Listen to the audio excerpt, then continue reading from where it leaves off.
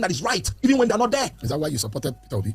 Absolutely. You think Peter Obi is better than what we're having today? An inspiring leader. There are those who believe that Peter Obi does not even measure up. He was there in Anambra State. Those who say you cannot compare Anambra and Lagos State, if that is the indice. Good. You can compare the policies. You can compare the environment. When Peter Obi came into Anambra State, Anambra was coming last in education. The governor of Anambra State, the former governor, Chimoke Mbadunuju, was the only governor that PDP did not allow to return for the second time. Only. So you can imagine the level of debt that Anambra State was suffering. People were massacred on the street, including the chairman of MBA. Security was terrible. Infrastructure was comatose. Education was appalling. Peter Obi came in, turned the whole situation. Within 2 years, 3 years, Anambra was coming first. Medical facilities, golden. Infrastructure, superb. He changed it from consumption to production. That even some of his opponents that don't know what to say, they're accusing him that he invested Anambra State money in some companies that are yielding something for Anambra State today. He met nothing in Anambra State. He saved so much that the subsequent governor used part of it to build an international airport by his own confession. You don't compare gold with carrots.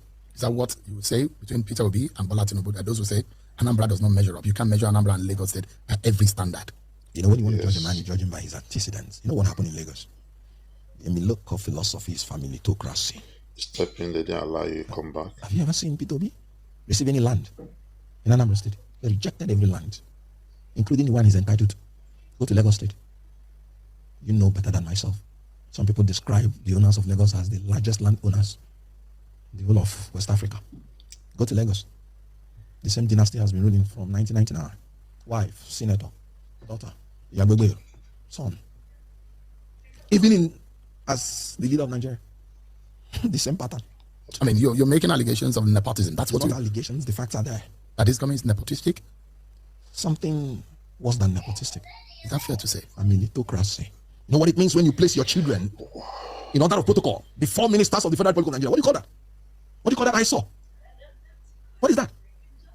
You know what it means when you put your wife at par with the Vice President of the Federal Republic of Nigeria in terms of manpower, in terms of security? Have you seen Michelle Obama being involved in the political process of America? Let me tell you, I thought Buhari's regime was going to be the worst. This government has surpassed it.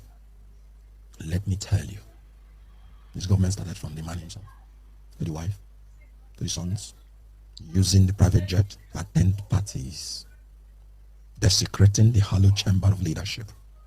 Talk about the daughters, talk about the sons-in-laws, the daughters-in-laws. Then before you go to the daughters and sons of friends, what do you call that? What leadership system is that? It's a country that has 6 geopolitical zones. And you're just appointing only the people from that your little clique. And you're expecting loyalty? This government, Mr. Okonkwo, said, look, we're making some policies. They might be painful in the moment, but it's going to be like the pangs of childbearing. In the end, it's going to be some joy. Are you hopeful of the possibility that this process is just momentary? At the end of the day, there's light at the end of the tunnel in all of these policies that this government is putting in place.